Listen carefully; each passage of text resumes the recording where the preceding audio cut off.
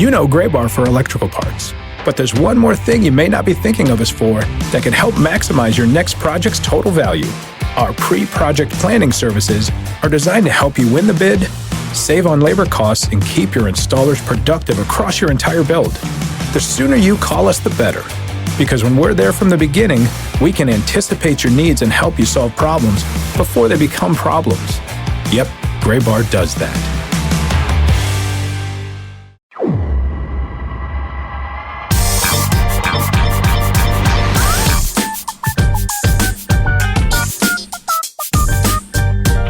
As of 25 minutes ago on my phone, I got a push notification that says, quote, "And here we go. Baseball is back with a 14-game slate on opening day starting now," and starting merely 25 minutes after that. This week's episode of the Show Before the Show podcast is also starting with a full slate as we welcome you in to our opening day edition. It is Major League Baseball opening day on the day which we are recording this, and the minor leagues getting started tomorrow as the 2025 season has arrived. And we got a full cast of characters with you for our season preview episode of the Show Before the Show. My name is Tyler Maughan, Sam Dykstra and Benjamin Hill in New York City. We are also joined by Josh Jackson and Kelsie in Heneghan today, and we're fired up for our five-legged. Last week, 2 weeks ago, tried to figure out the difference between tripods and tables. I don't know what would have 5 legs. Technically 10 legs, as Josh pointed out to us last week, but it's a 5-legged table this week. Hi, Sam. Hello. You're the first one to unmute yourself on this call. Hi, Sam. Oh, no. Oh, that was a mistake of mine. I should not have done that. We should have had 5 minutes of pregnant pause. No, it's good. We are, to give everybody a peek behind the curtain, we are recording literally at 3:27 right now. Like Austin Wells is already homered to give us the first run of the Major League season. And a fun fact of being the first catcher to ever lead off for the Yankees and then hits a leadoff homer. The facts just keep getting more fun as the minutes go by here in the 2025 season. But yeah, tomorrow I will be in Worcester for opening day for the AAA side. I mean, it's becoming all too real here. It is, yeah, we're 24 hours out from the start of the minor league baseball season, which of course is our bread and butter. And as we welcome you into this week's episode, you can get in touch with us with your thoughts on the categories which we will dive into today. Podcast at MILB.com, and we are going to waste no time in getting to our conversation for this week's episode of the Show Before the Show. We have done this now for over a decade. This would be our 11th opening day in which we have done this podcast. Holy cow. And I think for at least 10 of those, we've had this prediction segment, this full-on season prediction segment. Sam, you're going to give us the categories, and then, as always, you're going to do the honors of giving us the order in which we're going to go today. So please lay out for our loyal and, handful of listener fan base what we're doing today. Yeah, so this is our predictions podcast. We are going to each go around the group of 5 of us, and we're going to do 3 separate categories. One is going to be a normal take. So just a normal prediction about the minor league baseball season, the baseball season at large, just whatever you have. It can be like a normal regular prediction that we are all making. It could be a division winner. It could be a rookie of the year winner. It could be an MVP winner. It could be whatever you want. Whatever you think is just kind of like a normal prediction. The next round will be the hot takes. So something that's a little extra spicy, something that others might not think will be so likely and you think is, or something that is completely, or not completely out of left field, but at least a little bit more out there. And then finally, we're doing a segment called Call Your Shot, which I'm just kind of envisioning Babe Ruth here, but to give it a baseball tie-in, it's essentially your hottest take. Like what has a very minuscule chance of happening, but you believe in your heart of hearts could happen, and you will look extremely smart, and we will use that clip forever if it actually comes true. So it's our way of trying to make ourselves look good by setting expectations or setting ourselves up to look bad if they don't come true. But also it's just a way of talking about the baseball season to come and everything we expect to happen. So with that, We are turning to random.org/lists. I put all 5 names into the randomizer here. They still don't Which, sponsor us. again, I was going to say, as we say every time we use this, we are fully open to the folks at random.org throwing, like 9 figures at this podcast to get the sponsorship right. It could be the random.org show before the show podcast, but these people never seem to want to give us any money. Yeah, there are so many ways we could do to sponsor us. So random.org, reach out. But all right, here we go. Pressing the randomize button. Okay, well, this is an interesting order. I am first, followed by Ben, Tyler, Kelsie, and Josh. Ah, okay. Mm, So yeah. I will put that into our group chat so we will follow along. Once again, for the people at home, Sam, Ben, Tyler, Kelsie, and Josh. I don't think there's like an easy acronym for us to do that. No, Maybe but we'll that's come up the with. order of our SBTKK. that's the order of our essential goodness as human beings. Josh, a Like true evil. something, right? Yeah, I wouldn't. Yeah. Yeah, it's Josh as Josh twirls his villainous mustache. I think that's probably accurate. Are we Uh, snaking this? I don't think we need to because it's not like we're Okay. making picks. Yeah, That's true. Yeah, that's true. I think we just go 1 through 5 and then recycle it. Yeah. And I will say this too. If you have a prediction in that round that is relative to the person who just gave the prediction and you want to jump in and we double up that way, that's fine. Just to keep it flowing a little bit better. Um, and then if it comes up on your turn, we'll skip something like that. So, anyways, those are the guardrails. We're going to start with the normal take. Unfortunately, that means me, and unfortunately, that means I'm just going to keep talking here to get us going. My normal take is that my prediction for Rookie of the Year winners in the American League and the National League are Jackson Jobe of the Detroit Tigers and Dylan Cruz of the Washington Nationals. This is pretty much straight down the fairway. Not a huge big take here for me. They're both top 10 overall prospects for us. They're both starting the year on opening day rosters. They both have major league experience already. I think that gives both of them a leg up. The reason why I'm taking these two guys is both of them have experienced and shown us that they can grow within a level really well, or they can learn from past experiences and change their game, make the correct adjustments, and get better. Dylan Cruz did that last year at AA, AAA. Didn't have that quite success at the majors because the season just ran out on him. Now he's had an offseason to prepare. I think he's going to be a really good right fielder for the Nats. He's going to play, barring health, 140 plus games for them. I think that's going to be a big leg up for him over somebody like Roki Sasaki, who's a pitcher, and you never know what's going to happen with pitchers. Jackson Jobe is a pitcher, and after talking to him in the spring, I think I've said this on the show before, just kind of reminds me of Paul Skeens in the way that he looks at his arsenal, doesn't stick to his guns just because it's what he's always worked with. He's added that curveball that's really good. He's added a sinker to give himself a different fastball look. I think he's going to continue to tweak the arsenal based on the feedback he gets from hitters. And I could see him being their like number 2, number 3 starter behind Tarek Skubal, maybe by the All-Star break. I mean, I just think all the pieces are there for him. I know he doesn't have a huge workload in the minor leagues, and maybe that's something like maybe he runs out of gas by August. But I think the fact that he's made the major league rotation is going to pitch a lot of really good innings and important innings for the Tigers. I think that's going to help his case. And we just came off a year in which 2 pitchers won Rookie of the Year. So it is certainly possible, even though those guys tend to have lighter workloads than their position player counterparts. So that's my normie take. Jackson Jobe in the AL, Dylan Cruz, your Rookie of the Year in the National League. Ben, you are up next. Yeah, normie take. I mean, I'm going to a totally different direction. I mean, Sam, you used the term, I think, pregnant pause earlier, and got sidetracked trying to find out if that was the name of like a maternity ward for dogs. And if not, someone needs to start that business.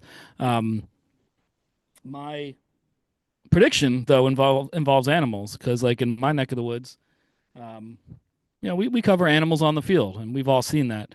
So I think this is a fairly standard take. We're going to see a new animal on the field this season during a minor league baseball game. We've seen turtles, we've seen skunks, we've seen possums, we've seen bears. Not during a game, but Asheville Tours had a bear in the ballpark a couple years ago. So, in order to not make it a hotter take, I'm not going to predict which animal, but I predict that we will see an animal on the field during a game that causes a delay in the game that we have not yet seen before. Muskrat, coyote, beaver. We'll find out. I like that one.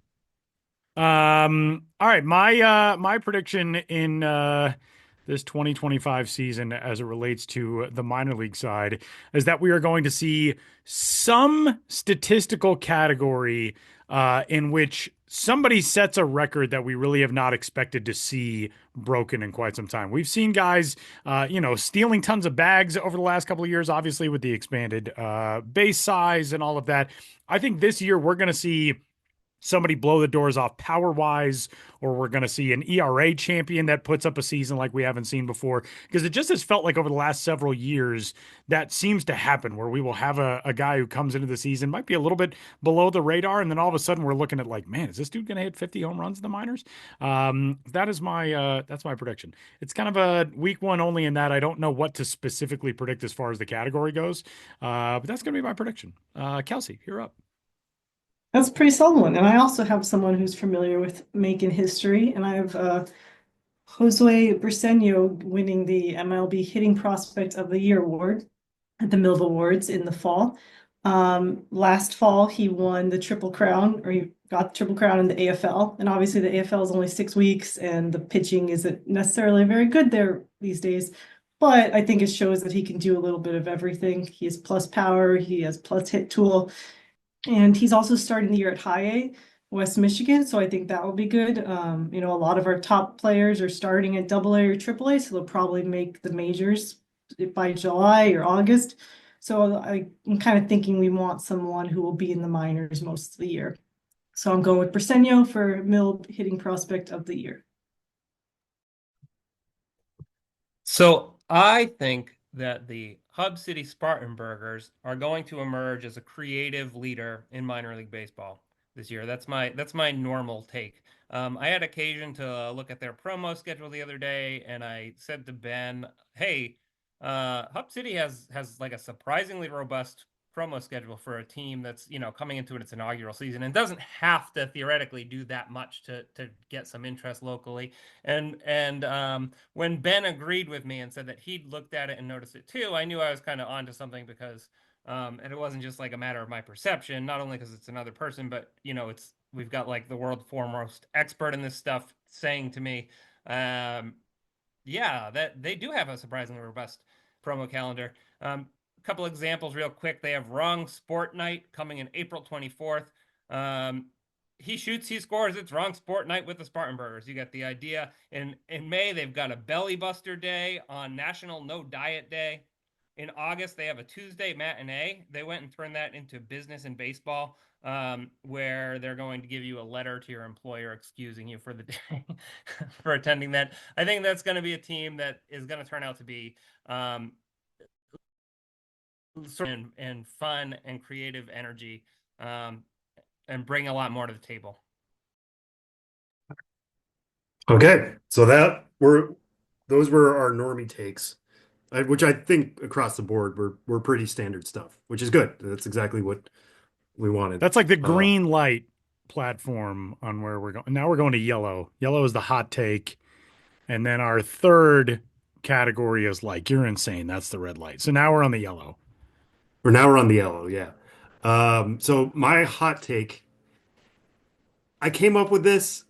The more I think about it, the less hot I think it is, the colder, I guess, of a take it is. But I'm going to say it anyways. When we do our midseason top 100 update, the new number one overall prospect is going to be somebody currently outside the top 15. Now, top 15, okay, that's not like a huge upset, but you think about like last year, Jackson Holiday was number one going into the year. He was number one at the midseason update. There's usually some momentum towards the top. There's not, especially in season changes like that. There's not somebody bursting it in over a few months. The reason why I say top 15 is because two guys who I think will fight this out are not in the top 15, and they are number 17, Sebastian Walcott, and number 18, Leo DeVries. Walcott's 19, DeVries is 18. we've already got it confirmed. Walcott is opening at Double A Frisco to begin the year at just 19 years old. DeVries is opening up the year at High A Fort Wayne at just 18 years old. Obviously, age compared to level is a huge indicator of how good a prospect is, and we'll see how those guys actually handle those assignments. And there's the possibility it could be somebody completely different, like maybe Kevin McGonigal shows that the hamate isn't an issue, and he jumps from number 28, or somebody like I don't even know. Emmanuel Rodriguez is actually healthy for the entire first half, and we erase all those concerns and look at him as a true five-tool prospect has upper level of success. There's a bunch of candidates here, but still they're leaping over some strong names. I don't think Walker Jenkins is going to graduate in the first half. I don't think Max Clark's going to graduate in the first half. I don't think Carson Williams, Travis Pizzana. There are a lot of really strong prospects in this top 15 who haven't seen the majors yet. Roman Anthony, right? Like, there's no guarantee by the time we get to the midseason update in August that he'll have enough at bats to graduate off the Boston list. I think he will, but I'm basically trying to back up like why I think this is a hot take. So if you want me to be more specific, I think it's going to be Walcott or DeVries, but to keep it kind of general here and give myself a little breathing space, I'm going to say it's somebody outside the current top 15. This is a joke only for Josh, but if Walcott takes a big walk on the last pitch of a four-pitch at bat, he could be 3-0 Walcott. Okay, mine is I'm not, gonna go super hot either. But I think this is a hot enough. Ben's very confused by that joke. I think this is a hot enough take. You skipped No, I his think because turn. I think you skipped my Oh turn. yeah, that's you. You're second. All right, good. Because I gotta change mine now. I was also confused by the joke, but That I too. was I've trying to made remember 10 years of confusing and infuriating Ben a livelihood on this podcast. So please, your turn. Yeah, I was well, yeah, I don't need to get on a tangent, but I was working on something yesterday that brought me to my 2011 blog post, which of the Myrtle Beach Pelicans visit, that features a photo of Tyler as the Pelicans announcer wearing a Pelicans jersey and hat right now. And I was thinking, wow, 2011. Who would have thought that 14 years later we'd be here doing a podcast? We didn't even know what podcasts were. No, only one person did. The man who would go on to invent podcasts, and he hadn't told anyone yet. So, anyway, yeah, my hot take. I had the Hub City Spartanburgers up as something I might want to talk about. So Josh took that, but I totally agree with him on that. One thing I want to say about them is, they're opening a new ballpark, first game in franchise history on April 15th, and then April 16th, Nostalgia Night. Pull those leather jackets, tease the hair, and join us at Fifth Third Park for a night of pure throwbacks. April 17th, Out of This World Night, because it's the anniversary of the Apollo 13 ship returning to Earth. You just open a new ballpark, played the first games in franchise history, and you immediately go to the goofy theme nights without a break. That's the energy you want to create in minor league baseball. That's the energy we have not seen enough by a huge margin in recent years. And so to see a new team going in there and doing that has me excited, not just for Hub City, but for the future of minor league baseball and therefore for the future of America itself. And my hot take is that the Sacramento River Cats, who are sharing a ballpark with the A's this season, as everyone knows, that their attendance will go up from the year before. I think it'd be easy to see them getting overshadowed by a literal Major League Baseball team playing at the same stadium. Who wants to go see the minor league team in that context? I just think the extra baseball energy will be such that there might be enough of a trickle-down effect to make the River Cats have a better attendance than last year. Last year they had 409,700 fans come through the gates. I don't know that. I haven't talked to the team recently in terms of their season tickets and group sales and single game and all the things that go into attendance. I could be totally off base, but that's why it's a hot take. Sacramento River Cats growing in attendance despite sharing their field with a major league team. I like that. And I was thinking for a second, should somebody go for the scorching take that the Sacramento River Cats will outdraw the Don't Call Us Sacramento Athletics? I have that written down, but I decided not to go with it. That's a possibility. Okay. I'm going to throw out my hot take as it pertains to prospects and it pertains to the American League Central. I am going to say that the American League Central, this part is not really the hot part of the take, but the AL Central is going to come down to the Tigers, the Guardians, and the Royals. But what makes it a hot take is that I think the guys in the conversation in all of those places are going to be Jackson Jobe, Travis Bazzana, and Jack Caglione.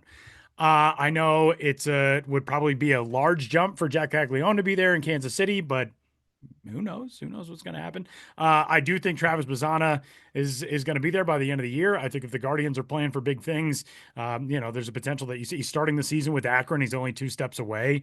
The bat to ball skill is absurd for Travis Bazzana. He could be in Columbus before too long. Jackson Jobe, obviously, as Sam touched on earlier, he's going to be a key to what the Tigers are doing. But that for a division that has made for some very easy fodder to dunk on in recent years, I think that might be the most interesting division to watch in terms of what the prospects are going to mean in the equation for who wins that division this year. You can make a similar argument in the American League East with the Red Sox prospects, Roman Anthony and the talent that they've had there in climbing in recent years. Marcelo Meyer, as Sam noted, and obviously Jason Dominguez on the Yankee side. But I don't know. There's something about the group that's coming up in the Central that I really like. All right, pretty good, Tyler. My hot take is about milestones. In the minors, we have a lot more milestones in the majors. No hitters, cycles, 3 homer games, triple plays, that sort of thing. But it's been a few years since we've had a perfect game in the minors. And we haven't had a solo perfect game since 2022. And so my prediction is we will get a solo 9-inning perfect game in the minors this year. That year in 2022, there were actually two. Or 2017, sorry. That was Tyler Mahle and Dominic Mazza. The last combined no-hitter or perfect game was in 2022. So it's been a while. And I know that a lot of pitchers aren't allowed to go as deep into games anymore, so that is tricky. But I think we're due. We are due for a perfect game. And if I want to make it extra zesty, I will say Zebby Matthews, Twins pitcher, will be the one to do it. He's the only minor league pitcher with a sub-1 WHIP who has at least 200 innings over the past 3 years. He made his major league debut last year and he graduated, so he'll kind of be between St. Paul and Minnesota this year. But I think it helps that he's already graduated because those innings limits are especially tough for guys on the rise and before their major league debut. So that's like the extra zesty part of it, that it'll be Zebby Matthews. But in general, I just feel like we're going to get a 9-inning solo perfect game. But I'll also take a 7-inning. I'm not picky. That's what I wanted to chime in and ask you if you were gonna.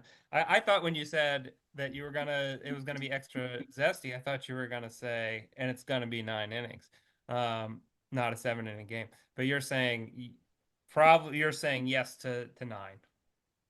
Yes, solo. That's the other key because Yeah. the minors, like, sure, combined, we do that all the time, but well, not perfect. But still, 9-inning solo is what makes this zesty and our medium tier hot take. That's pretty spicy. I like it. My hot take is that the MLB pipeline pitching prospect of the year will be Jackson Ferris. The Dodgers left-hander who they got in the Michael Busch trade before last season. He was really good with Great Lakes last year, and then he got even sharper when he got bumped up to Tulsa. He had a strong camp this year. He's I should have it right in front of me, but I don't. He is in the top 100. I think he's in a position to dominate. He's also, like, the Dodgers, there's no need for them to rush a pitching prospect, so he's, like, to some extent doesn't have a ton of pressure on him. I think he's going to just have a dominant season and end up the pitching prospect of the year. All right, so now we move on to the call your shot portion. Things that have a pretty minuscule chance of happening, but would be pretty cool if they did. So this actually, I thought about jumping in when Tyler was saying his hot take, but I decided to let it sit for a little bit because mine involves one of the prospects he mentioned. Not only will the Kansas City Royals make the postseason, the person who will have the most postseason home runs for the Kansas City Royals this year will be Jack Caglione. Not I Bobby like Witt that, Jr., Sam. not Vinny I'm Vinny Pasquantino, two Pasquantino. friends of the show. Two friends of the show. They've both been on here before, and I like both of those guys a lot. Not Salvador Perez, who has obviously been there. I think if Jack Caglione is on that team, it is because something has gone extremely well for him this year. I was talking to, our friend and coworker Jonathan Mayo about this the other day, and he was mentioning that Nick Kurtz, another first round pick from last year and a first baseman, starting out the year at AAA Las Vegas in the A's organization. So he was a little surprised that Cags is at AA. And we both kind of agreed that once you see Jack Caglione start to play outfield, the clock starts essentially. Like that's when you start to think, okay, he's going to Kansas City soon. I think it would have been fascinating to see him open in Omaha. He doesn't have the same approach that Nick Kurtz does, and that's why they've been a little bit less aggressive with him out of the gate. But he looked obviously phenomenal. Kelsie, you had that great shot of him homering in spring training on the backfields, which I feel like if anybody saw him back there, there's a pretty good chance you're going to see him homer. But I'm jealous you got to see him there. Everything seems to be tracking really well, and I think it helps him that he's no longer pitching. I think being a guy who was obviously stretched pretty thin at Florida, being able to focus on the one thing that he's extremely good at is going to help him get to Kansas City. And when he's there, I think he's going to play a huge part for them. I like this Kansas City team a lot. I think they were an upstart club last year, surprised some folks by making the postseason. At least surprised what expectations were based on what expectation. I think it's going to be difficult for Bobby Witt to maybe repeat last year, but I think he's capable of that, and I think he could win the MVP award. And then you look at all the other pieces that they have falling into place, building on that last year. Now they're guys with experience. They're not just guys trying to get there. They've already done that. Add Cags to the mix. That could be a really fun lineup. And I'm not saying they're going to go to the World Series and he's going to hit 6 homers along the way. It could honestly end up being they get into a wild card round and he hits 2 and that's it for the Royals. But that'll be my prediction. Not only do the Royals make the postseason, Jack Caglione leads them in playoff home runs. Ben, passing the baton on to you. Thanks, Sam. I was thinking earlier when Tyler talked about getting a push notification. A push is whatever company is trying to do to you. They're trying to push something on you. They should be called pull notifications because that's the user experience. You're trying to like pull something that you want. And the fact they're called push notifications means we're using terminology by those who are trying to push something on us. We should call them pull notifications and only take what we want. We should have nothing pushed upon us. So don't call them push notifications anymore. Tyler, I'm not criticizing you. I'm just saying we need a change in the lexicon starting today. I just want this to be your hottest take, your scorching hot. Like we just move on. Like it's not baseball related. It's just this. That basically is my scorching hot take, but I do have one related to the world of baseball, and I'm timely as ever, because I got this information about this today. But there's a new documentary coming out on Apple TV. It's called Before the End: Searching for Jim Morrison. And it posits that Jim Morrison, the frontman for The Doors, who died at age 27 in 1971, faked his own death and for decades has been living as a maintenance man in Syracuse named Frank. Frank, a Syracuse maintenance man. The Syracuse Mets today put out a press release, again, in that great minor league spirit we need to see more of, just saying April 3rd, we are, inviting Frank to the game. We're looking for the Lizard King. We want to see him at the game. We're going to have a Jim Morrison lookalike contest regardless.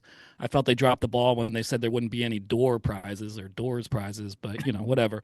So I'm going to say my hot take is Frank comes to that game and he lets it all be known that he has been living as a maintenance man in Syracuse, but he's in fact rock and roll legend Jim Morrison. All will be revealed April 3rd in Syracuse, New York, because what better place for such a bizarre piece of Americana to happen than at a minor league baseball game? An 80-year-old Jim Morrison, a.k.a. Frank, going to watch some AAA baseball on a probably frigid night in Syracuse, New York. I love it. Ain't that America? That is awesome. Now I'm going to go down this rabbit hole for the rest of the day. And I'm definitely going to be watching that documentary. But yeah, you can go to milb.com/Syracuse right now and read the story titled, quote, Syracuse Mets are in search of the Lizard King. That's going to be a friggin' blast. Okay, here's my scorching hot one. I thought I was gonna sort of temper it, but this is the crazy hot take segment of the show. So, my wild prediction as it relates to minor league baseball and a prospect is that the final pitch of the 2025 World Series will be thrown by Andrew Painter of the Philadelphia Phillies as the closer to win a World Series for the Phillies. That is my hot take. Andrew Painter's on an innings limit, a restriction this year. He's going to be limited to about 100 innings. Andrew Painter, at some point, I know Jason Stark was on a radio show in Philly this week and said Andrew Painter is going to be Garrett Cole. I mean, if he's that good, he's got that ceiling. But on the innings restriction this year, he's going to take the Phillies as the back end guy into the playoffs and roll to a World Series as if they needed anything more sports related to get to celebrate in Philadelphia. Ben, sending that one your way, dude. I love it. That is good. That's scorching hot and one I can get behind. And I just want to see Andrew Painter on the mound. I feel he's so young, but yet I feel like I've been hearing about him for years. That's the crazy thing. He's still only 22, I think. Sam, is that right? 22 years old? 21 years old. He won't even turn 22 until May 10th, until April 10th. Goodness gracious. Yeah, I mean, we were talking about him cracking the opening day roster for the Phillies 2 years ago. Yeah, in 2023, the year, the Tommy John year. And that would have felt super aggressive then, but the stuff was extremely good. Then he had elbow issues, didn't have Tommy John surgery until later in the summer. That delayed his comeback until the Arizona Fall League, another AFL standout, like Kelsie mentioned before with Jose Briceño. Painter was the AFL Pitcher of the Year last year, and getting to watch him up close, the stuff very much came back. I don't think he thought he was all the way there. It sounds like he still wanted to make some tweaks coming off the Fall League, and which is also scary. You look at the numbers that he put up and the things he did in the Fall League, and he said I don't think I'm all the way there yet. It's like, ugh. Yeah, I do not want to be a guy facing you. This spring, you could tell he was just itching to go. Like I asked, how did your bullpen go today? And he was just like, well, it was another perfect game because he's not facing hitters or wasn't facing hitters yet at the time. And he kind of said it sarcastically, but this is a guy who wants to compete, who wants to be out there. He has the mentality to be a closer, but he's very much going to be a starter. But I like that prediction, Tyler, because there might come a point where he's at 100 innings for them in October, but they want to keep him around and they shift him to the bullpen instead and go with, a rotation led by Zach Wheeler. It very well could be the best rotation in baseball there in Philly. So, by the way, no closer has, if we wanted to take this a step further, has won Rookie of the Year since. I'll give somebody a big high five. You can name the last closer to win Rookie of the Year. Was it K-Rod? No, it was not. A little bit after K-Rod. Sort of in a similar build and repertoire. It's not a name that's going to jump out at you. I don't think. I would be surprised if it did. It was. I don't know. In 2010, Neftali Feliz for the Texas Rangers. Okay. Who closed 40 games that season for the Rangers. He was one of the top prospects in all of baseball. And he was the third of three closers in 6 years to win Rookie of the Year. Houston Street in 2005 with the A's. Andrew Bailey in 2009 with the A's. And then Neftali Feliz, same division, different team with the Rangers. So if we wanted to go a crazy step further, Andrew Painter. He's the Rookie of the Year and he's going to win a World Series for the Phillies. There you go. There you go. I'm actually going to stay in the Phillies organization. So I have my zesty color shot take. Are you ready for it? I say that Taylor Swift will return to Reading. She first sung the national anthem at her hometown park in 1999. It has been 26 years since then. She has sung the national anthem twice. 26 divided by 2 is 13. And as I'm sure you guys are all very, very familiar with, everything Taylor Swift does is with the number 13. So it's time.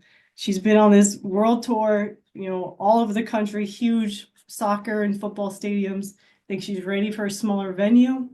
She's ready to get back to her roots. And so I think Reading is the place for that. If I really wanted to make it even zestier, even though it's pretty insane already, I would guess September 13th would be when she does it. Again, 13. And then also Reading is going to have their largest fireworks show in stadium history. And she knows a thing or two about fireworks and stadium history. So I think that would be perfect. in the Swiftie community, people would say I'm, putting on my clown makeup now and doing that, but I just think why not? Like that would be pretty cool. I know we'd have a lot of complaints in our mentions, but we'd also have a lot of people super stoked that she was returning to Reading. So that is my prediction. Kelsie, in sort of slight tangent, but did you see that the Akron Rubber Ducks today announced that they are going to be giving away a Donna Kelsie bobblehead this season? No, Potentially Taylor's future mother-in-law? I don't know. we're not going to comment on her personal life, but Oh, yeah, sorry. that's it's okay. That's interesting. Hey, she's a mother of Super Bowl champions, so that's cool. I actually have a Jason Kelce jersey because it's similar to my name. My friend gave it to me. But good for them. There were a lot of great Taylor Swift promotions last year, a lot of unofficial eras, ERA tour type things. So perhaps we'll see more of that this year. Not really related, but Sugarland has a Barbie jersey that they're going to wear, which I'm also equally stoked about. So perhaps, when Barbie 2 comes out, Margot Robbie will make the rounds. But I'll leave that for another podcast. We'll just stick with Taylor and Reading as my current hot take. Okay. AI, Robo Bat Dogs, and Robo Bat Boys mid-season.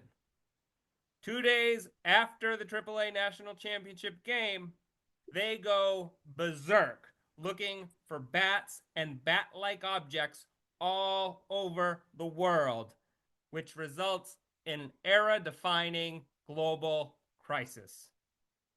In the end, it's fine, but we all do live just to serve their bidding. Okay. So they win in the end, and we're all okay. Sort of. Fine. We're still That's what life is now. Yeah, wait. That's not good. I'm sitting in a room right now fine. that has multiple baseball bats. It's kind of terrifying. This ended. I thought you ended with "it's fine," but then you followed up "it's fine" with something that didn't sound fine at all. It's fine. We've It's just fine been for who? subjugated by the Don't AI panic. bat dogs. But life as you know it is over. It's That robot is a cool bat shot, dogs that are doing it. I like that. Are they like those terrifying, like Boston Dynamics ones that you see the videos of? Well, That's I what I was think picturing. they have like a more fan-friendly exterior than that. And then like maybe one gets a foul ball off the head during that AAA National Championship game, and it like it rips off some fur or something, and we get a glimpse, and we're like, oh, that's a little unsettling. And then like it's a funny meme for a little while, like, oh, tee the terrifying dogs, tee. And then And it's logging all of that 4 days laughter. later, Right. Right. yeah, nobody's Could laughing. we, and you and Ben and I would obviously be adept at knowing how to do this, but could we take it down with flash cameras? Like, could we buy a bunch of, Itchy and Scratchy Land-esque disposable cameras and try to fritz out these dogs? I'm afraid they've seen that episode of The Simpsons, and so they're prepared for it. That's been logged into the AI. All right, I like that one. Yeah, I think we need the actual bat dogs to come and like fight them and be superior. With the That's Avengers actual. theme Gonna go in the well. background. We don't want that. It will happen. We're not gonna like it. This went from a predictions podcast to a defense council meeting very quickly. Well, at least we're I know the fact we're that not in this a is the signal last chat. one. At least we're all supposed to be here. I do, by the way, have to issue one correction. I shorted one closer, a rookie of the year. 2011 Craig Kimbrell won, which I should have known because he was on the team, the jersey and hat of which I'm wearing literally the year before his rookie of the year campaign. So apologies to Craig Kimbrell. These are good though. I like these. I think we put out some good stuff. Now the question is, which of these is most likely to be right? Because I feel like we put out some predictions. I mean, aside obviously from the AI dogs being right, I think like we put out some stuff that feels like, oh yeah, that could very much happen, and yet I don't think they were exactly safe bets. But I feel like there's a lot of stuff that I'm like, oh yeah, I could see all of these things happening. The AI dogs thing is that's a cinch. That's 100% happening. They're coming for us all.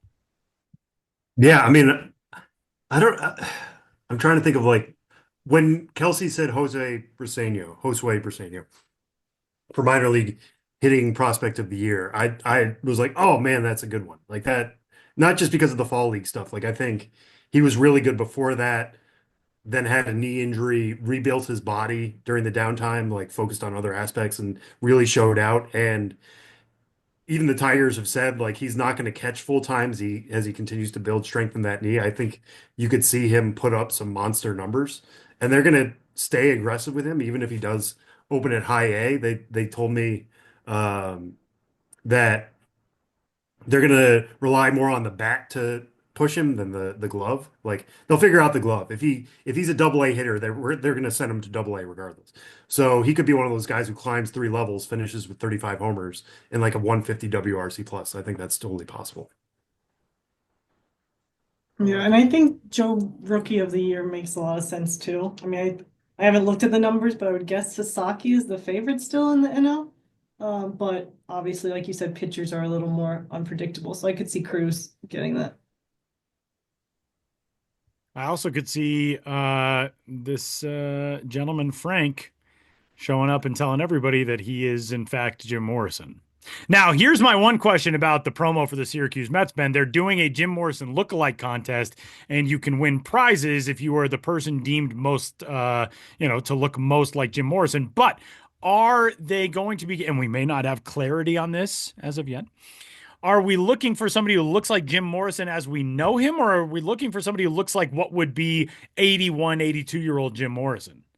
See, that's a good question. I feel like anyone who participates in that lookalike contest is going to try to emulate the look of a rock god in his 20s and then we know that you're not the real Jim Morrison. Right, exactly. Yeah. And probably the real Jim, out. Yeah, the real Jim Morrison, a newly minted octogenarian named Frank. He'll try to enter the contest and he'll be like, yeah, you don't really look like it because people have that ingrained image of the old Jim Morrison. That's like with Elvis, Yeah. Well, no, Elvis works a little different. Well, because Elvis impersonators are usually old, so they go with like the old. So that's an opposite dynamic. I was going to make up a good point and then realized I was making the opposite point, so I'll stop now. But yes, I think that if Frank entered the Jim Morrison lookalike contest, he wouldn't win, and there would be a great irony in that. And then maybe that would cause him to be like, "Yeah, they don't deserve me. If they can't even recognize, right? I'm not a lookalike. I'm the real person." Well, Can I just say, I've question... been to Jim Morrison's grave in Paris. Same. Like you can go see it. Maybe there's nobody in there. I don't know. You can put a grave. Anything, Sam. Yeah, you can put a grave anywhere. Could have been any old drifter they dragged and put away. Yeah. My question is, will Val Kilmer be there? Because I think he has a good shot. If his health, if he is in good health, I think he would have a good shot of winning. Yeah, I mean he spent months as a Jim Morrison lookalike, so we got some contenders out there.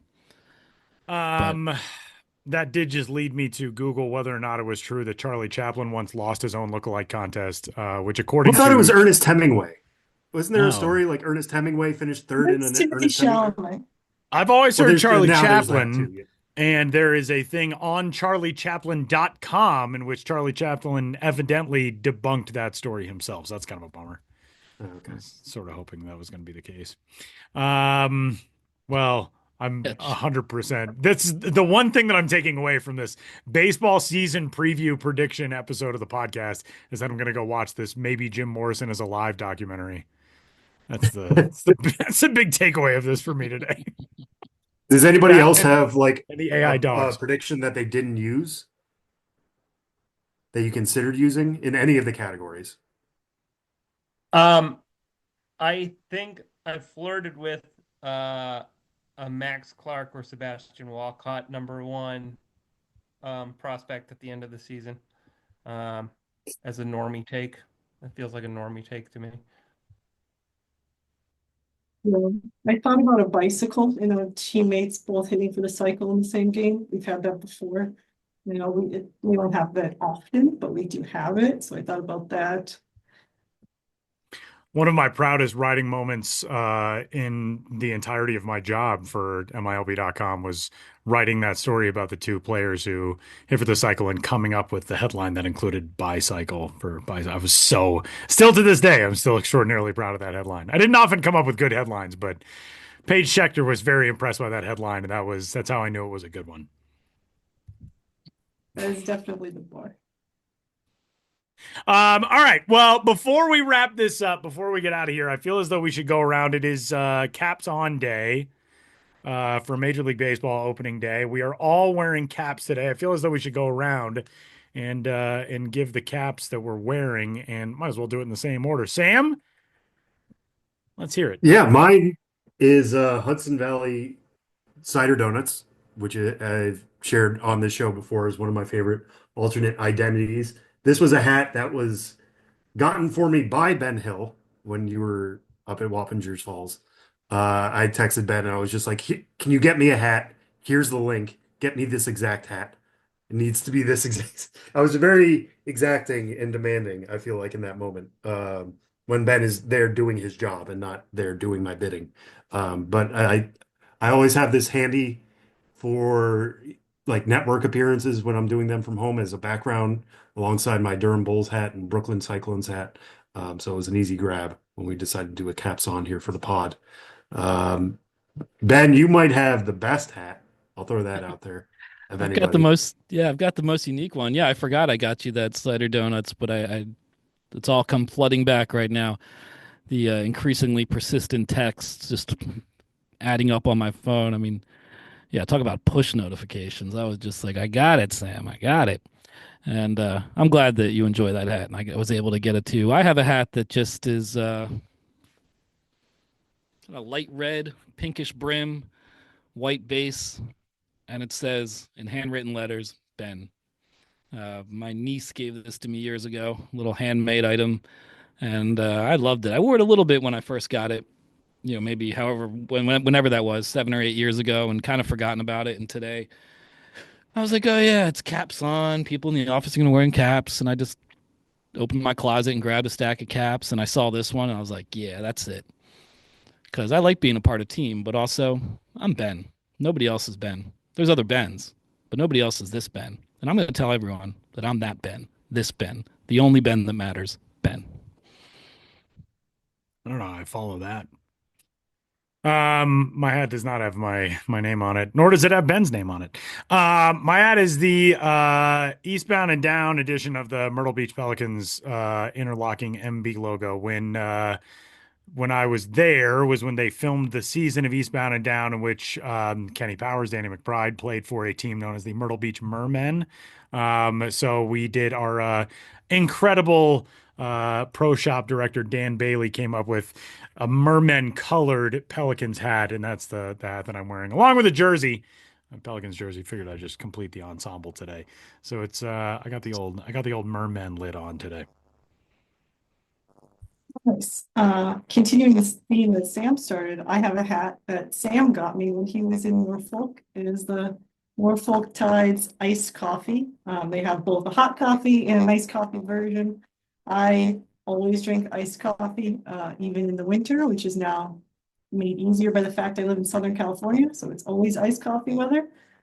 Yeah, I just love that minor league hats have the most random things, and as a basic white girl, I love iced coffee, so I thought it was a good one for today.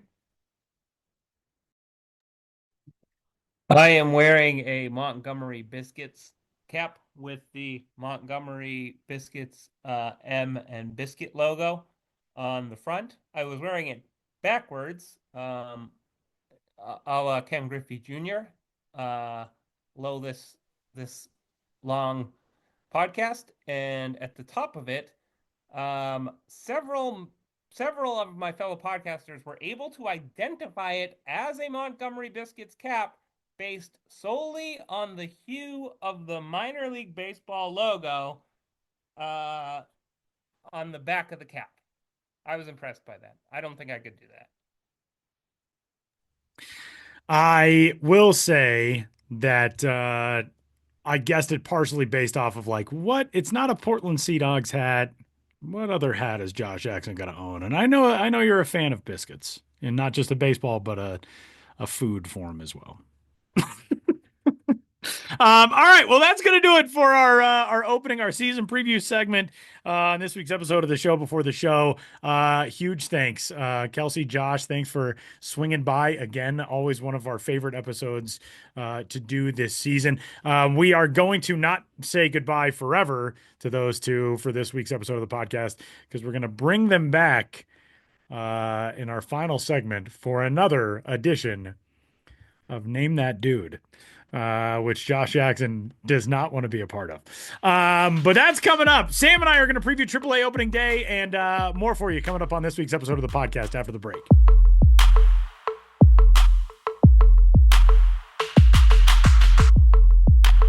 Does it ever feel like you're a marketing professional just speaking into the void?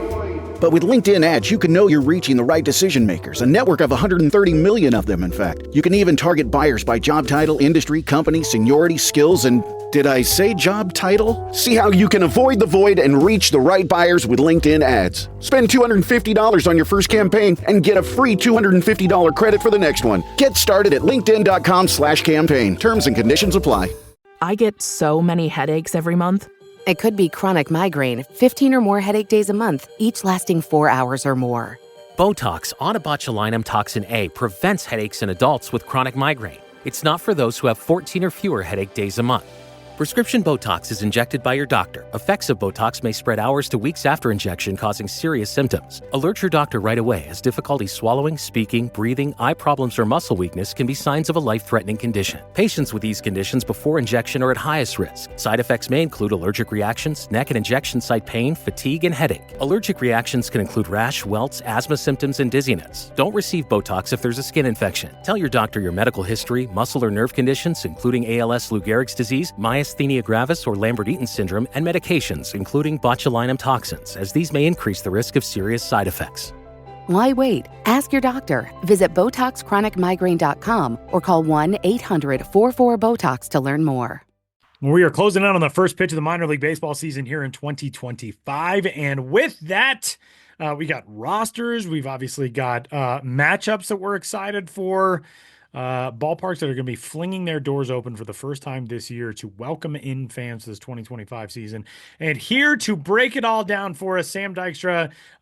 Sam, there is a lot of really exciting and fun talent going to AAA rosters to start the season. Guys who are, top prospect in their organization, top 10, top 50, top 100, and all of baseball. But give us, you were part of the AAA opening day guide for the site.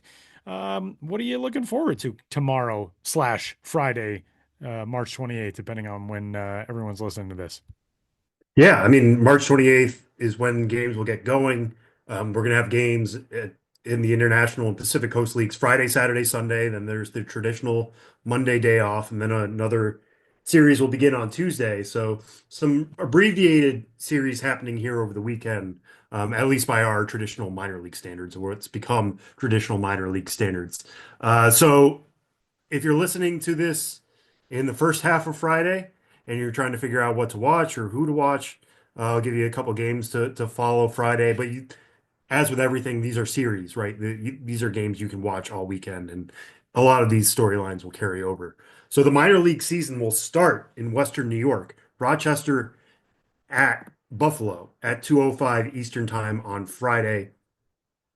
Two teams that know each other very well, at least in terms of their general organizations. It's Nationals prospects against Blue Jays prospects.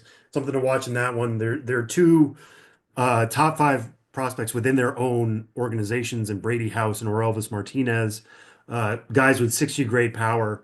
They have some things to work on. Martinez, it's on the defensive side. Where is he going to land at third base or second base for the Jays? They have some other options there, but it's serious pop for him. And then Brady House made AAA last year, but had a serious problem with his chase rate and being over-aggressive, swinging outside the zone. If he can hone in that approach, he could be somebody who gets back onto the top 100. Or Elvis Martinez, if he improves the defense and the bat continues to track as it has over the last few years, maybe he sneaks back onto the top 100 as well. So that should be a fun one. I will actually be, as I said at the beginning of the show, in Worcester on Friday for Syracuse at Worcester, between the Mets prospects and Red Sox prospects. the big draw for me there is that we're getting two-thirds of the big three. Christian Campbell opening up the year in the major leagues. He won the second base job for the Red Sox. Roman Anthony and Marcelo Meyer kind of squeezed out, but they had really strong springs, including that spring breakout game that we talked about in which both homered. Both of those guys looked really good in Monterey during some exhibition games down in Mexico as well. So they should be prepared to hit the ground running.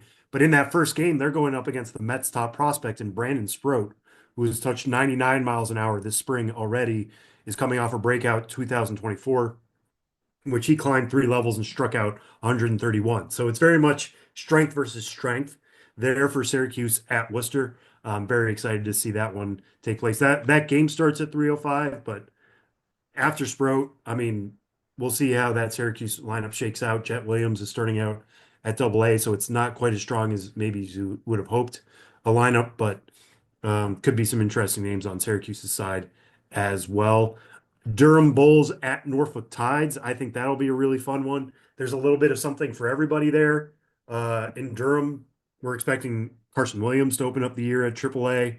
He's a defensive wizard at shortstop. Chandler Simpson is somebody we've talked about on the show multiple times. Might be the fastest man in all of baseball. Put those two guys together in your lineup. That could be really fun. And then on the Norfolk side, it's Kobe Mayo and Samuel Basayo, two of the best sluggers in all of the minor leagues. Two of those guys who are pretty much squeezed out of Baltimore right now, especially Kobe Mayo. He made some waves earlier in spring when he was optioned to AAA Norfolk, and he was like, "It's kind of a lose-lose situation for me. I can hit there and still not make the major leagues because the majors is too loaded, or I can struggle there and prove that I'm not major league ready."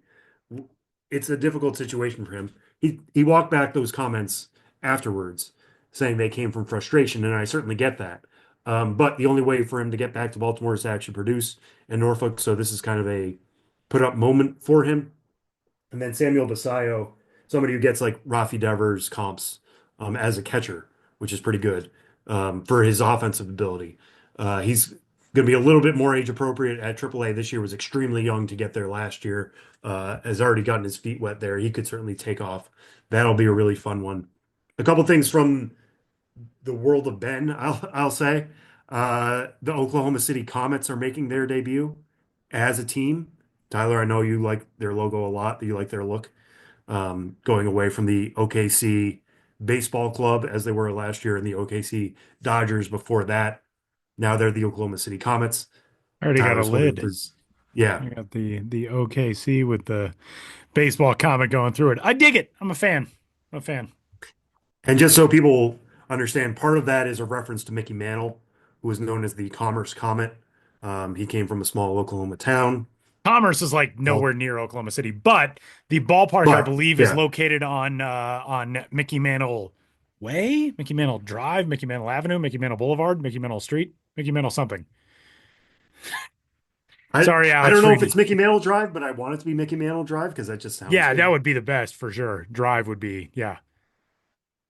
All right, and then also kind of along those same lines, the Salt Lake Bees, who we've had on the show this offseason, they're going to move into their new ballpark. It is Drive, by the way. It There is we go. Drive. I just want you to know. Somebody But thought it it is was good for it's them. located at 2 South Mickey Mantle Drive. It should be 7 South Mickey Mantle Drive. But that's neither here nor there. It's fine. It's fine. It was the number was probably already there before they renamed the street. It's fine. There we go. Sure, we'll go with that.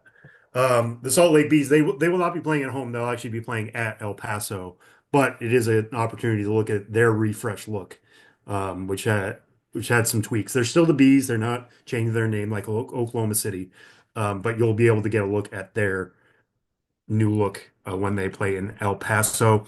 And then Albuquerque at Sacramento. If you're an A's fan and you want to get a closer look at Sutter Health Park, this is your opportunity. The River Cats will play there before the Athletics this year. That first game on Friday is at 9:45 Eastern, 6:45 local.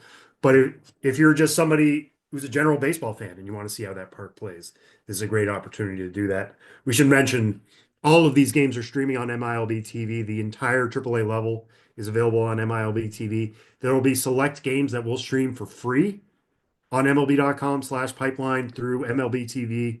A few of those that have been ones that I've already mentioned on Friday. The Worcester Syracuse game, that'll be available for free. and the Norfolk Durham game will be available for free. So keep an eye on MLB.com/pipeline to find out which games are available for free every day. But if you sign up for MLB.tv, you get to watch all of these games anyways. And you'll know, Tyler, you can speak to this as well as anybody, just the jumps in quality that Oh yeah. MLB.tv feeds have had over the last few years. I'm not talking about anybody behind the mic, although I'll get to that in a second. But just it's like watching HD TV now. So it's Yeah, the highly broadcast recommended here. quality, picture quality, it has been a big glow up in recent years, which has been really, really cool. If you're somebody who has not tuned into minor league games for a little while and you want to get back to it this year, you will be very pleased with how that product has evolved. Yeah. And also you can track, especially at the AAA level, you can track Baseball Savant as well. There'll be exit velos, pitch velocities, pitch shapes, all that kind of stuff available on Savant. So the one I'll wrap up with here is Round Rock at Tacoma. And I bring that up because Friday or any point over the weekend, it'll be the debut of Riley Pay behind the mic in Tacoma. She was on the show recently. If you didn't listen to that episode, go listen to that episode first before you hear Riley take the mic in Tacoma. But those will be home games. She's taking over for Mike Curto, who is a longtime Rainiers broadcaster. And Riley is the first female lead broadcaster in AAA history. So you get to witness history and listen to history when she gets behind the mic starting on Friday. So tons to follow. Those are just some select games, some select series that are happening over the weekend. I didn't even mention Iowa has a super loaded lineup that I think will have 4 top 100 prospects in it, between James Triantos, Kevin Alcantara, Moises Ballesteros, and Owen Casey. That'll be really fun. They're going on up against Omaha starting at 8:08. I could go through every game. There's something for every game. It's just nice to actually be talking about regular season play again instead of spring games that don't really matter. And you're weighing like, well, they went up against a high A pitcher, so that doesn't really count. No, everybody's at the level they should be at. Everybody's at an equal level or equal playing field now. Pitchers versus hitters, defenders versus everybody. I'm super excited to get this all rolling and actually talk about real results again. And we can put everything about 2024 behind. I don't have to quote Brandon Sproat's strikeout rate anymore from last year. It's all new info starting tomorrow. All right, Sam, I'm going to put you on the spot for something before we wrap up this segment. We got a good story at MLB.com to which you contributed, and it is the top prospect on each AAA roster for each major league organization. Who among the top guys in each of these AAA teams is going to be the first to make the major leagues in 2025? Feels like there are some guys who, like, by the end of the week could get called up. But like, who's going to be the guy? Who do you have on the inside track who's going to make that first big league debut of these top prospects? Ooh, that is a good question. Thank you, Sam. I Yeah. appreciate that. Like the first out of this entire group, because the thing is, we chose this basically to just be like, here are top prospects at these levels, right? It's Right. not guys you're going to see immediately, although Right. some of them you certainly could. I want it to be Bubba Chandler very badly. Interesting. I know he didn't have a great spring in terms of results, and then absolutely showed out in the spring breakout game, which was basically expected. And he also joked with Paul Skeens. Paul Skeens named the Pirates opening day starter, as he should be. I think Bubba Chandler's quote to him was like, I hope you enjoy it. You'll be going number 2 next year, which is kind of said tongue in cheek, but also speaks to like Bubba Chandler's own confidence in himself. Yeah. The stuff at AAA last year was lights out. Like, I thought he should have gotten a longer look to make the rotation out of spring. The fastball is really good. The changeup was really good. The breaking balls played. I just think like Bubba Chandler doesn't have much left to prove at AAA. Yeah. And the Pirates, I don't know if they think they're going to compete this year, but if they do, if they think they can ride Paul Skeens and that rotation out, like, fill it with as many good arms as you can get. So maybe Bubba Chandler makes like 3 starts in AAA, and they're all 6 innings, and they all have at least 8 strikeouts, and they're all 2 runs or fewer. I could see him getting a call pretty quick. Um, I think Jordan Lawler is just kind of like waiting. Like he had thumb and hamstring issues last year, but was on that D-backs postseason roster when they made the World Series 2 years ago. Then they signed Geraldo Perdomo to an extension this offseason, basically locking him in at shortstop. So Jordan Lawler's going to play some third base. He's going to play some second base at Reno. If any injuries happen or any downturn in the infield for Arizona, they should turn to him pretty quick, so long as he's actually healthy. And I haven't seen anything to indicate that he's not. So I'll be interested to see how long he's going to stay down there. One who's not on this list, Tyler, I'm cheating a little bit. I put Jacob Mizorowski for the Brewers because I'm fascinated to see what he's going to do, like what he's going to be. I think one way or another we're going to get that starter versus reliever question answered this year for good.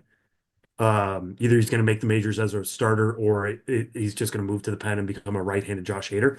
But the name I would watch there for like a quicker call-up is Craig Yoho.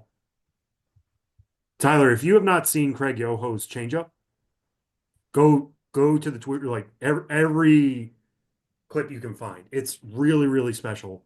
It's like the closest thing to the airbender you're going to find in the 70 minor leagues. grade, the former 70 grade. Indiana And as the Hoosier. person who gave it a 70 grade, I will tell you, I literally typed out 80 multiple times. It was very difficult for me to move away from 80. I decided to do that because if it was 80, it would have to be on the same level as like Roki Sasaki's splitter, and I don't think it's quite that. But it's a really special pitch, and he's got this sweeping slider that plays off it. The changeup moves arm side, the sweeping slider moves glove side, and it's this wide window that Craig Yoho can pitch in, and they all tunnel off each other really well. So if you're sitting there thinking something's going to move in 15 inches towards you as a right-handed hitter, and actually it goes the other direction, it's some silly swings. So I think Craig Yoho, he is a full-time reliever. They know who he is. I think he could get that call pretty quick. And this is something I almost shared in the hot take segment, but it's not quite a big enough take, so I'll share it here. I think Craig Yoho could get Rookie of the Year votes. Wow. You're talking about like Man. closers who could actually, Yeah. that could happen. I would not be surprised in the least if he's up by the end of April and puts up an ERA in the low twos, strikes out 30% of his batters faced. It's not going to be blow your doors off stuff in terms of like he's going to come in and throw 97, 98. It's more like a Trevor Hoffman situation. But Trevor Hoffman made Cooperstown, man. Like changeups can get you a long way. Yep. If they're as good as Craig Yoho's. So keep an eye on him. Wow. Interesting. Sam Dykstra, you heard it here first. Craig Yoho will be in Cooperstown, said Sam Dykstra. No. That would talk about calling your shot. That would be talk about calling your shot. The guy I'm picking, by the way, I'm picking between two different dudes.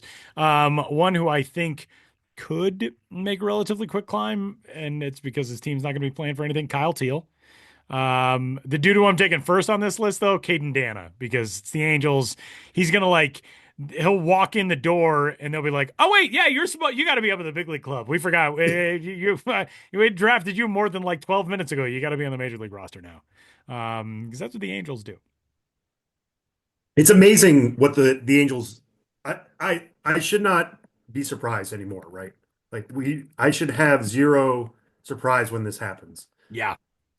But like calling up a guy with no major league experience whatsoever, or minor league experience whatsoever, in Ryan Johnson.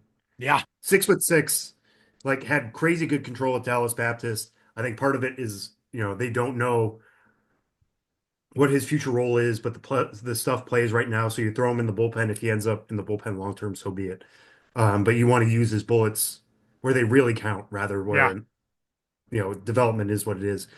So I get it to some degree, but like the last guy to do this was Garrett Crochet. Yeah. And even he only did it because it was 2020 and there were no minor leagues going. Right. Yeah.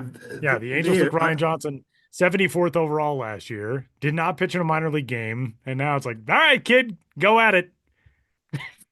Yeah, and Ron Washington has said like he won the job. We didn't come in here expecting to give it to him. He straight up won it.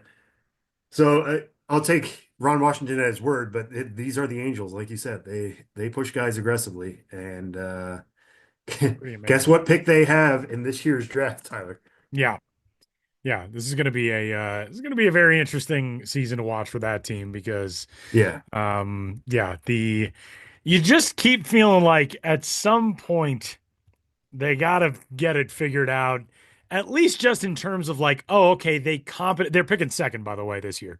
Yeah, right. In case we didn't actually point that out, but you just figure like at some point they have to put like a competitive, interesting team out there. And they've gotten so many of these pieces in recent years where it's like, how has this not happened yet? So I don't know, man. Maybe this is I don't know what to expect from the Angels this year. But maybe this is the year where you think, okay, seemingly they have this on a better track. Recent seasons would not suggest that. Last year, they won their fewest games in a very long time. They went 63 and 99. The previous season in which they won 63 or fewer games, you had to go all the way back to the strike-shortened 1994 campaign in which they went 47 and 68. And before that, it was 1981. Can that be right? Holy cow. 2020 doesn't count. Like, we know that. But goodness gracious, right. I didn't realize it had been that long. Holy smokes. Yeah, that team, like, at some point, you're just like, you have Mike Trout. And you had him and Shohei Ohtani at the same time. How are you like this? I don't get it. Well, they got to get Mike Trout healthy for a full year. They do. Which, early indications have looked good for this year. He's out of center field. We'll see. But, yeah. Yeah. By the way, do you know the number 2 player in all-time franchise history in WAR in Angels history is? I would be very surprised if you knew this. I want to say it's Garrett Anderson because that's just Garrett Anderson's on the list. It is Chuck Finley. Mike Trout, 86, okay. WAR. Chuck Finley, 51.8. Never would have guessed that. Number 4, one of my favorite names of my baseball childhood, Tim Salmon. Tim Salmon was going to be another guess of mine. Yeah. Tim Salmon, number 4. Jim Fregosi is number 3, by the way. Nolan Ryan, number 5. And Nolan Ryan spent a pretty small portion of his career with the Angels when you compare to what he did in Houston and Texas. Man, yeah, the Angels, I don't know, man. But at some point, Caden Dan is going to be there. Like, he was there at the end of last year. How is he not there? Because it's... Yeah, no, I'm sure you can never have got to pull out all the stops. No, I would fully expect him to be called up at some point in the first half, if not within the first 2 months, barring injury. So with that, AAA is underway on Friday, March 28th. And as Sam noted, you can get all of the 2025 broadcasts and everything else that you want for this minor league baseball season at MILB.com, MILB.tv. And coming up, we will wrap up this week's episode.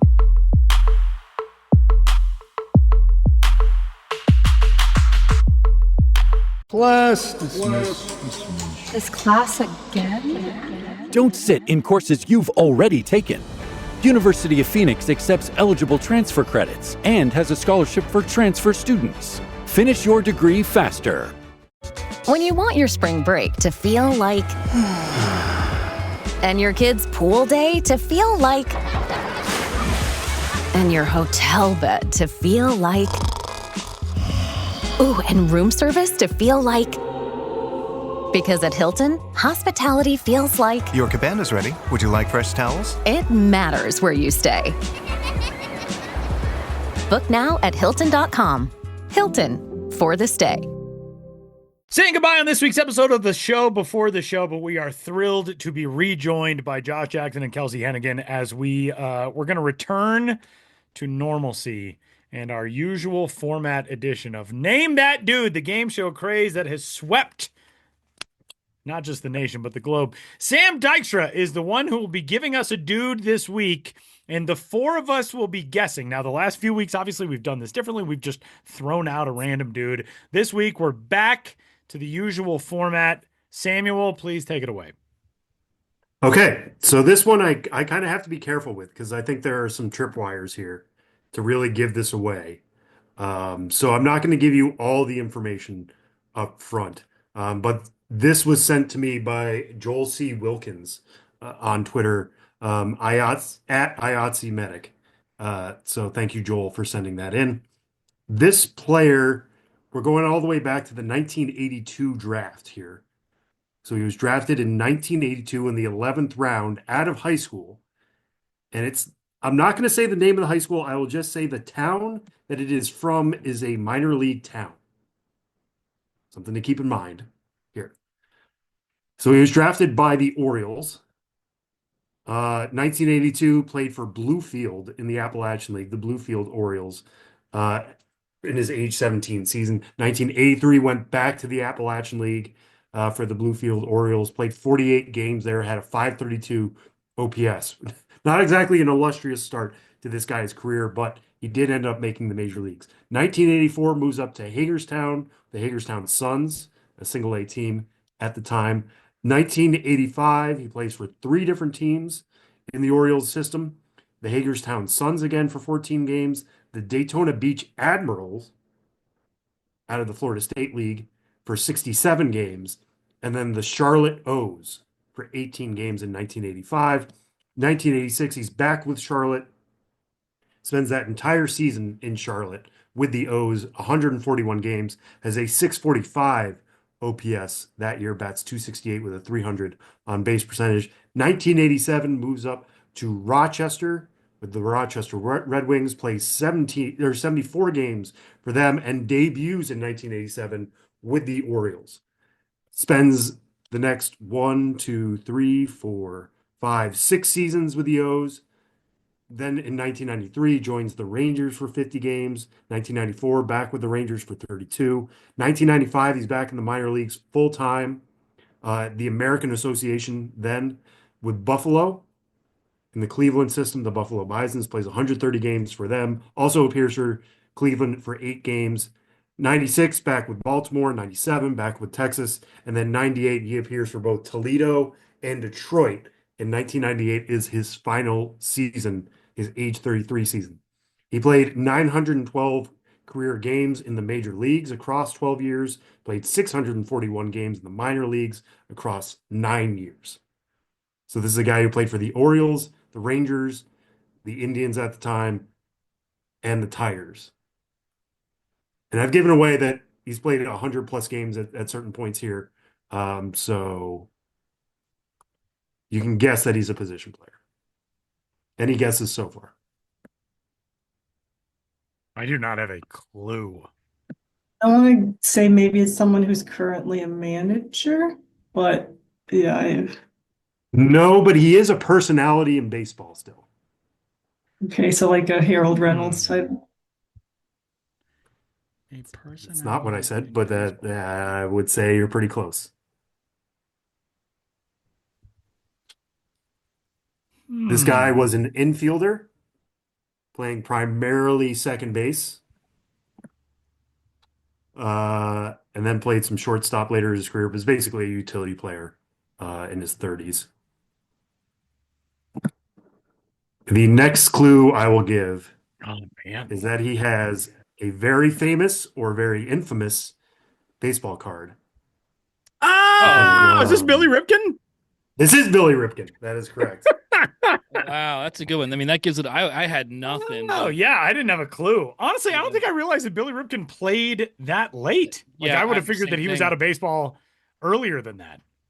Same thing with me. I didn't know he played that long, and so that's very good. Never. I wasn't even close. That's a good one.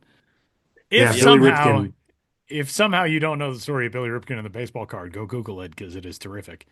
And something we can't really mention on a we can't really give the details of on the show. Yeah. Wow, that was a good one, Sam. Yeah. So again, thank you to Joel for suggesting Good Billy work, Ripken. Joel. The reason why I couldn't say where he was from, it would have been Aberdeen, Michigan. Or, Yeah, right, Aberdeen, Maryland. Aberdeen, Maryland. Excuse me.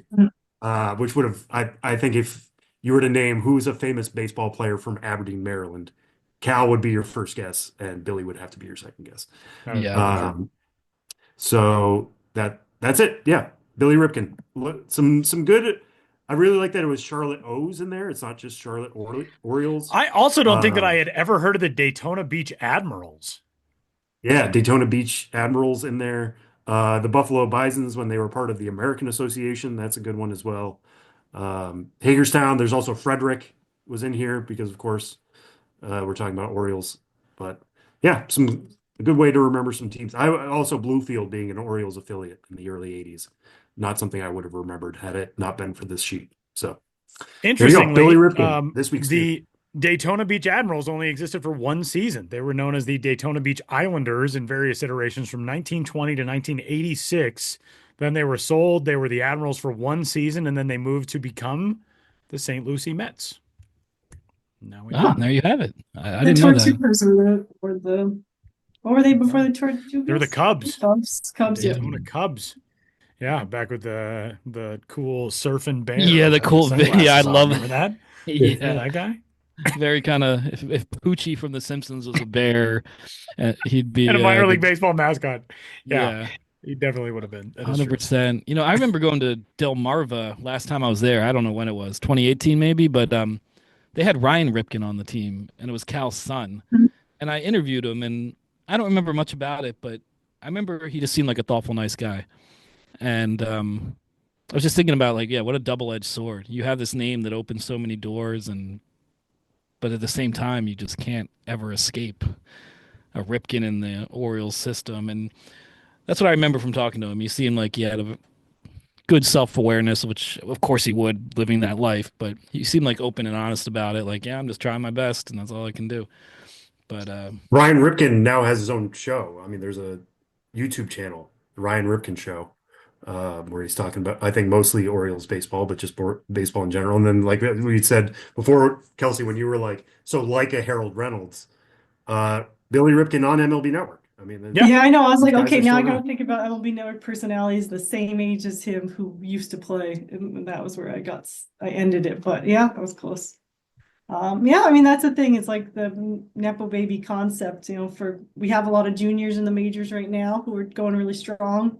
We got the holidays continuing to come up, but there's also some weight to that, and being, you know, Mariano Rivera II or whatever, or Ripken in the Orioles.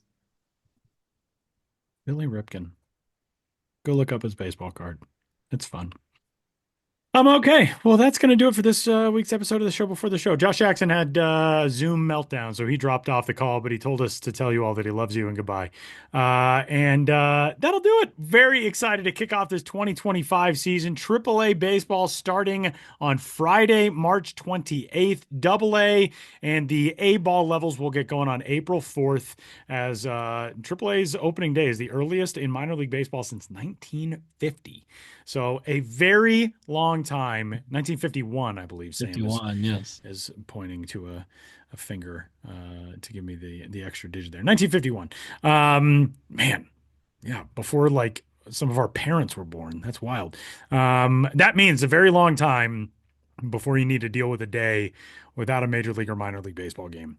And that is a fun thing. So for Josh Jackson, Kelsie Heneghan, Sam Dykstra, Benjamin Hill, and all the rest, my name is Tyler Maughan. Thanks for joining us. Enjoy opening day, and we'll catch you next week.